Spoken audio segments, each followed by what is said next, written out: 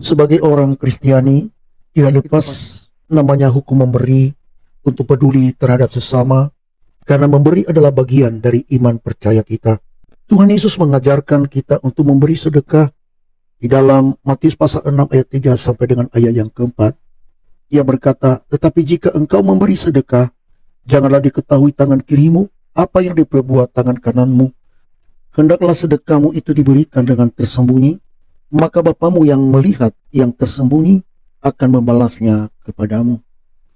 Saudaraku, ayat ini mengajarkan kita tentang bagaimana cara memberi yang benar menurut ajaran Kristus. Yang pertama adalah kita harus memberi dengan ketulusan hati. Yesus menekankan pentingnya ketulusan dalam memberi. Ketika kita memberikan sesuatu kepada orang lain, motivasi kita seharusnya bukan untuk mendapatkan pujian atau pengakuan dari manusia, melainkan karena kasih dan kepedulian terhadap sesama. Memberi dengan tulus berarti tidak mengharapkan imbalan atau pengakuan atas tindakan yang baik kita, tetapi semata hanya untuk pujian bagi Dia, Tuhan Allah kita. Hal yang kedua adalah kita harus memberi dengan kerendahan hati. Ayat ini mendorong kita untuk melakukan kebaikan secara diam-diam dan rendah hati, dengan tidak mempublikasikan perbuatan baik kita. Fokus tetap pada kebutuhan orang lain dan bukan pada diri sendiri. Kerana hati dalam memberi menunjukkan bahwa perhatian utama adalah kesejahteraan penerima bantuan. Sebab saat kita memberi dengan kerendahan hati, sesungguhnya kita mengakui bahwa semua yang kita beri adalah untuk hormat dan kemuliaan namanya, dan sekaligus mengakui bahwa pemberian kita itu bukan dari diri sendiri, tetapi semua karena anugerah Tuhan. Hal yang ketiga adalah memberi karena kita percaya kepada Tuhan. Tuhan melihat segala sesuatu, termasuk niat baik, setiap tindakan kebaikan yang dilakukan secara tersembunyi.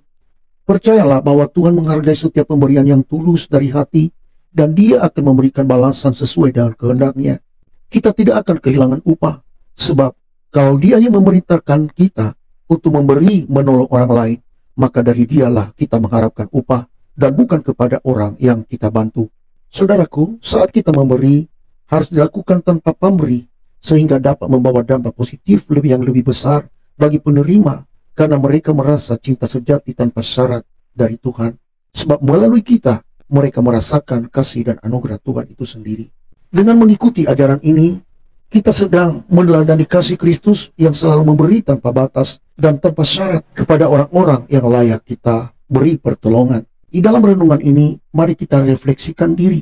Yang pertama adalah, apakah kita sudah memberikan bantuan dengan niat yang tulus? Dan bagaimana kita bisa lebih peka terhadap kebutuhan orang-orang yang ada di sekitar kita? Kiranya kasih karunia Tuhan menyertai kita sekalian.